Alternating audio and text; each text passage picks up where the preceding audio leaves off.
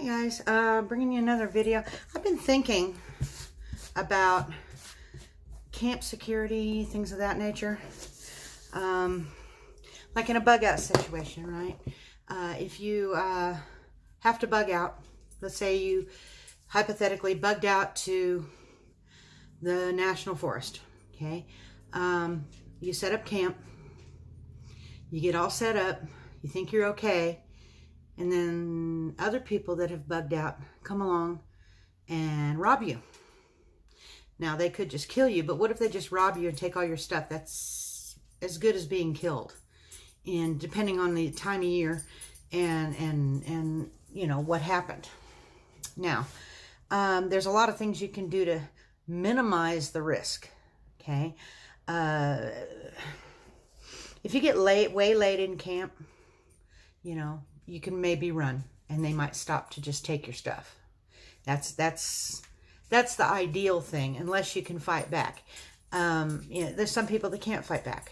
Maybe they don't have a firearm. Maybe there's too many of the opposing force. Anyway, so everybody has, or everybody should have, redundancies in their pack. Like, you know, several ways to start fire, different types of clothes if they need them. You know, a couple of different tarps, several knives, different things. You know, you have redundancies. Okay, you have repeats. Now, my thought would be to take the redundancies and put them in like a cube pack inside your pack.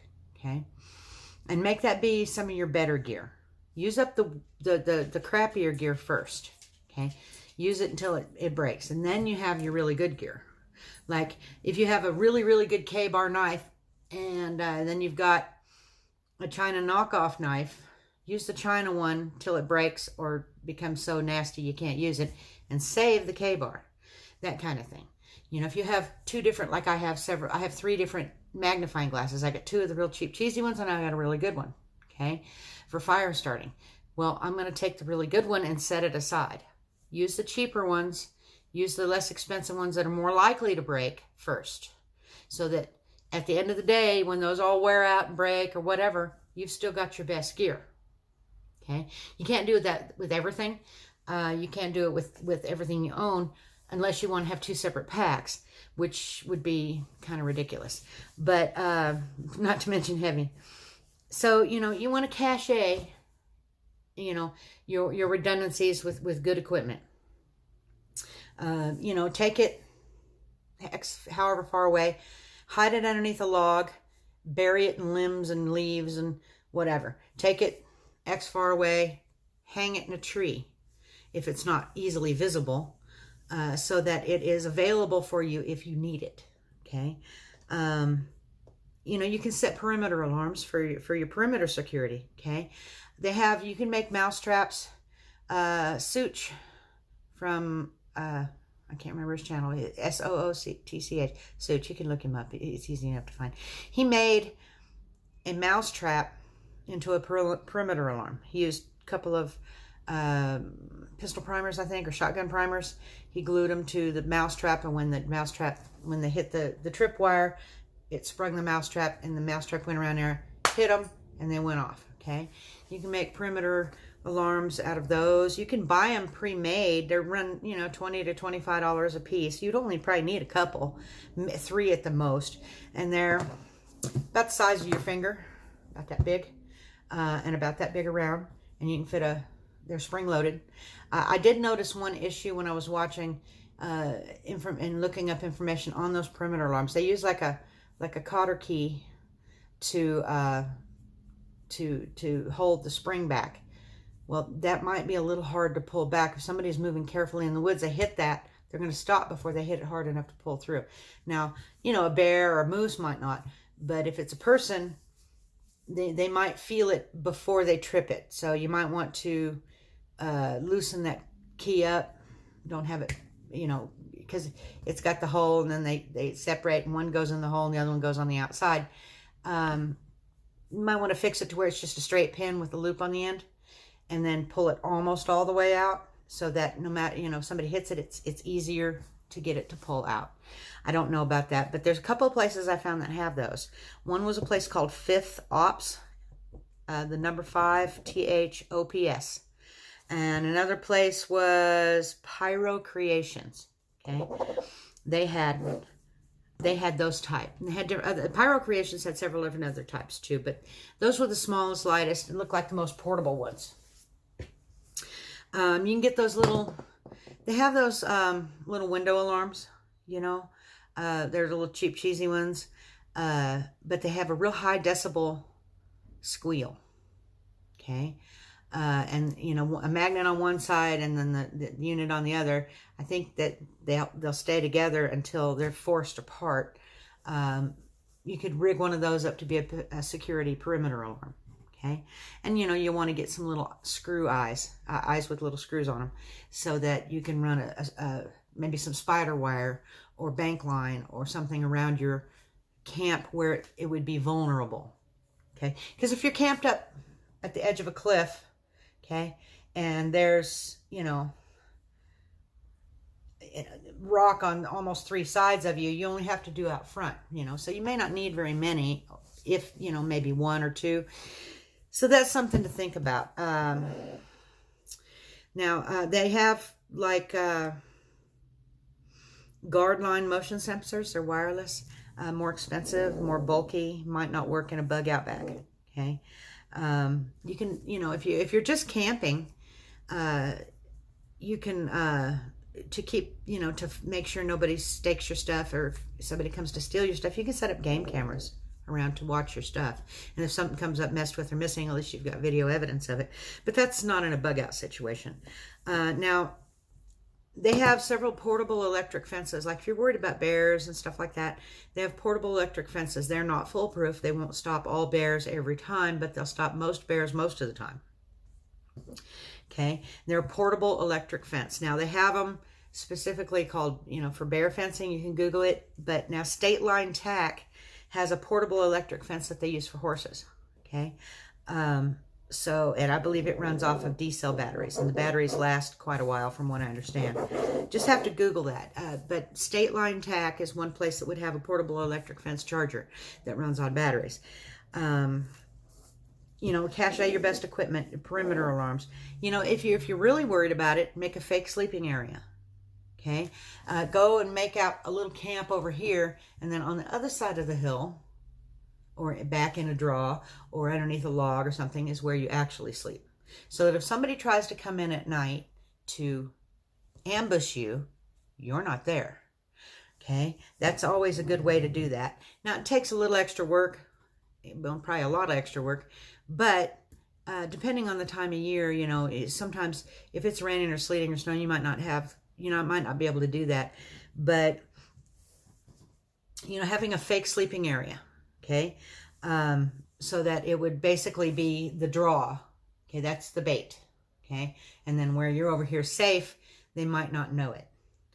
Now, if they're watching you with binoculars from a distance, that might not work.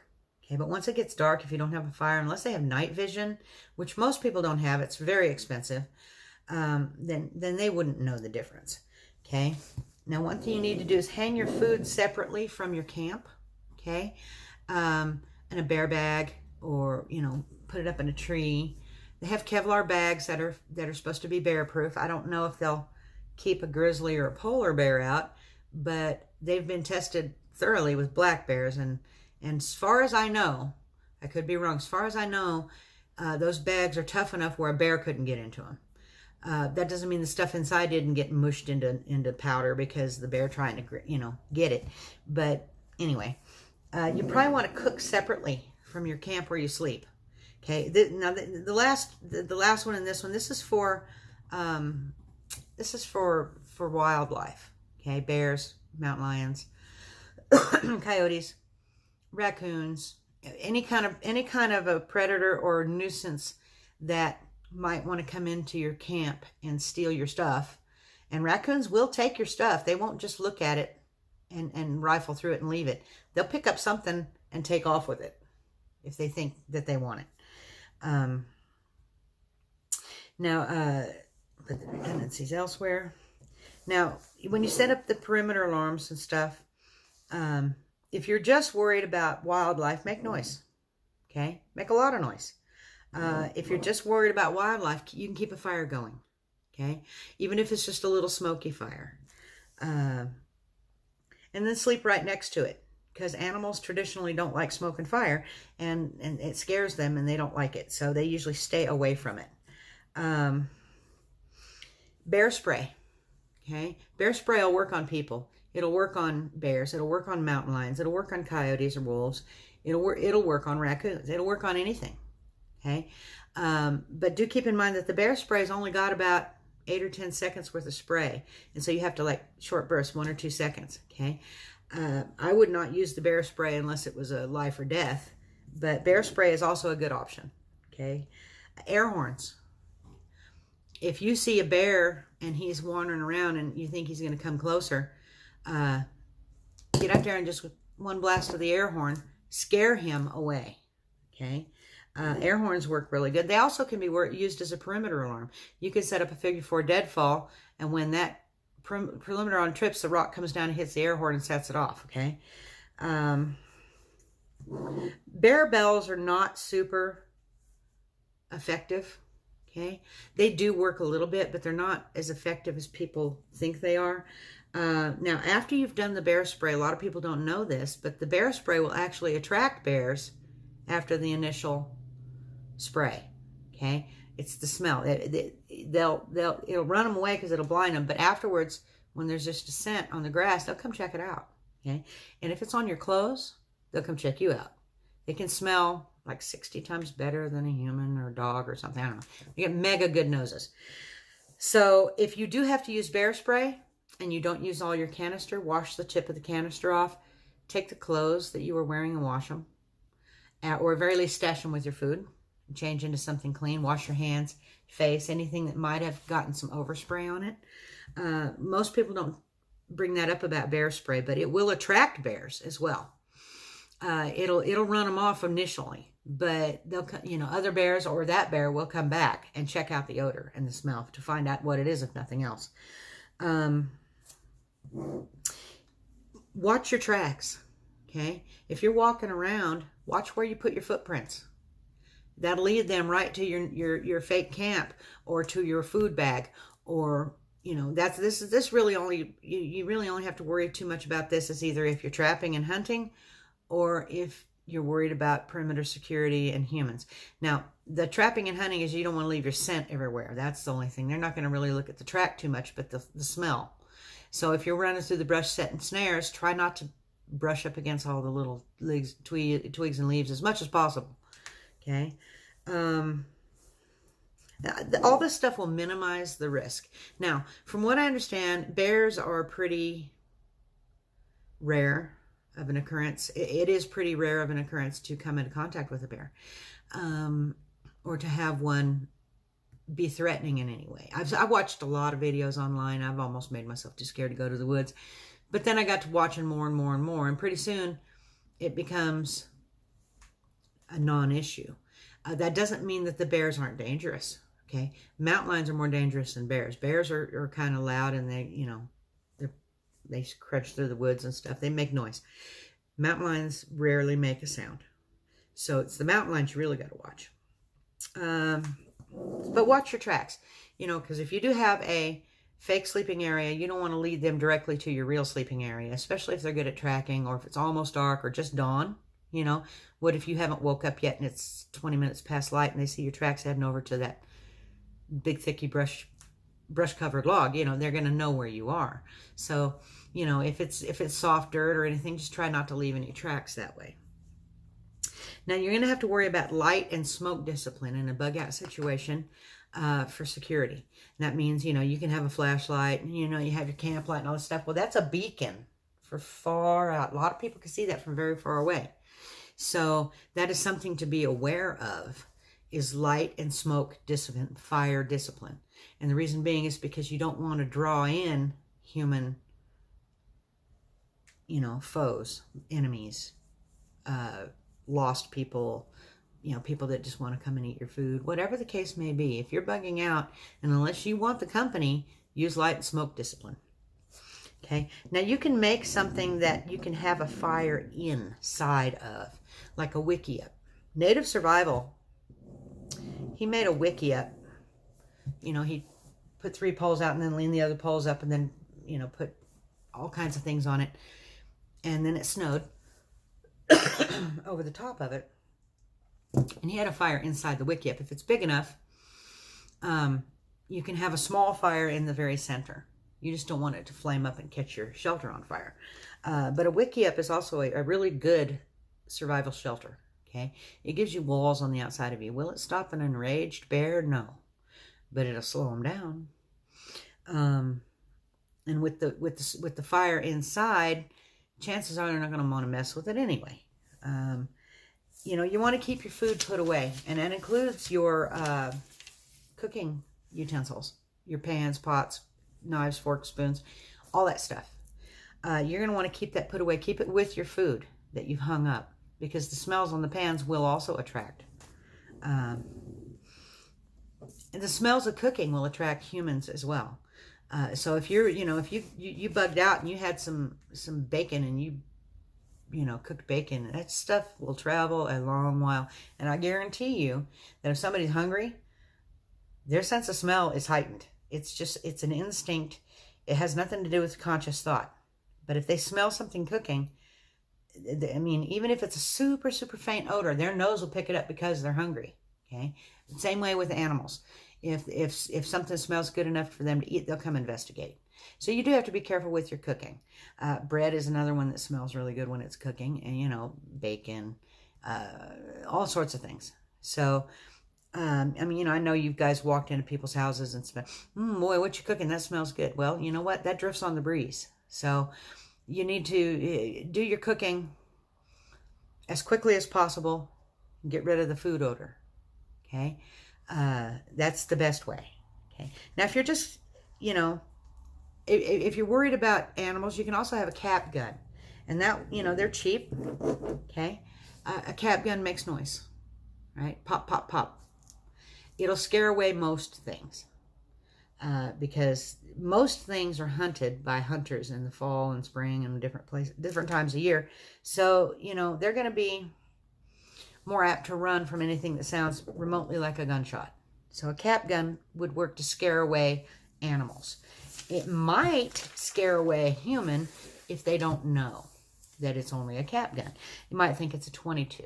Okay, so a cap gun, you know, you don't have to, you know, convicted felons in the United States are not allowed to own firearms. Okay, but a cap gun is not a firearm; it's a toy.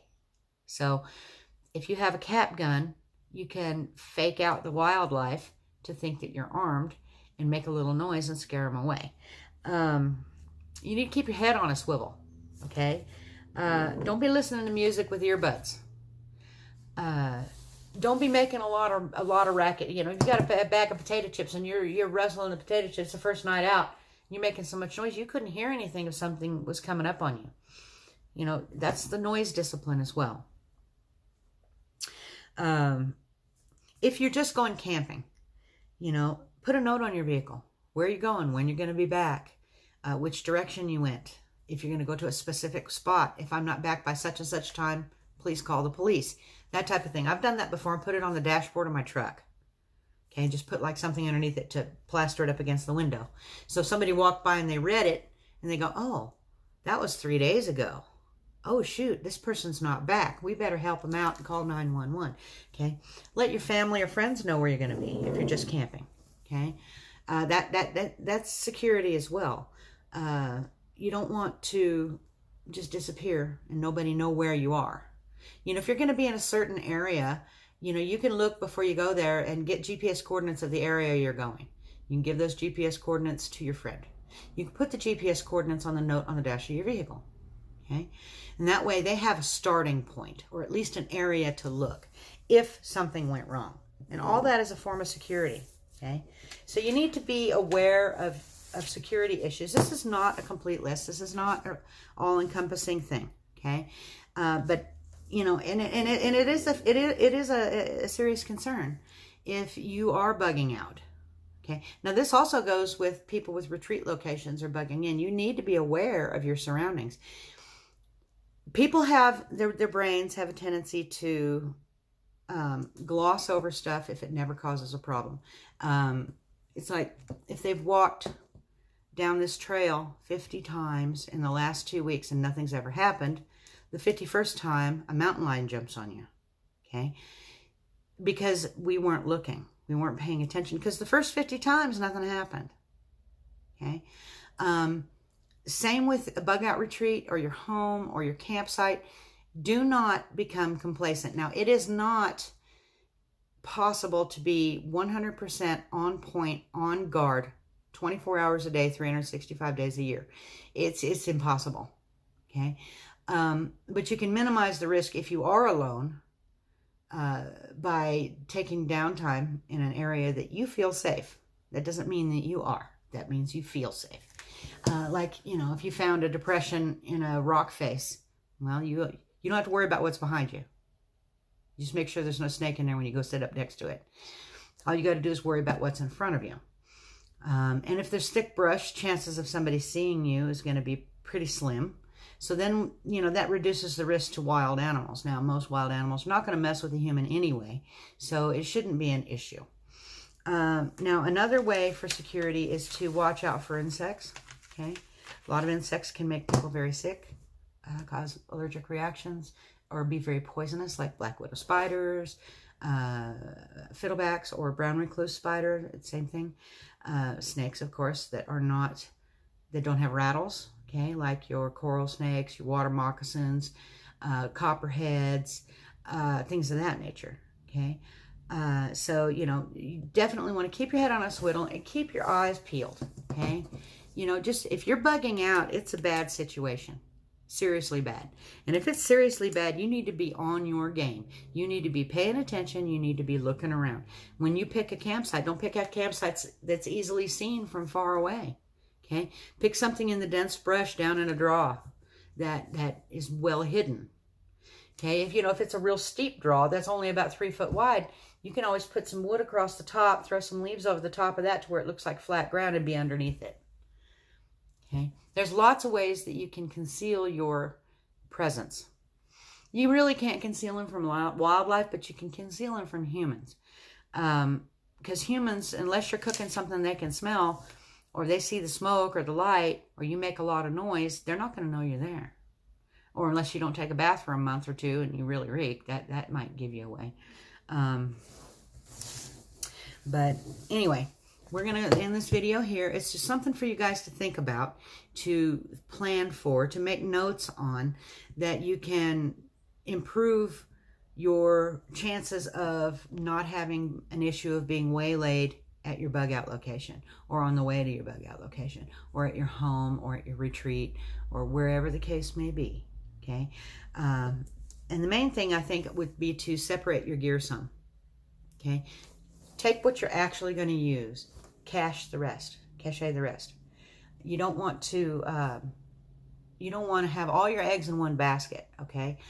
Because if something happens to that basket, you still got a clutch of eggs over here. So anyway, like, comment, subscribe, hit the thumbs up if you don't mind. Share it with your friends. And check out my links down below, and then y'all come back and see me.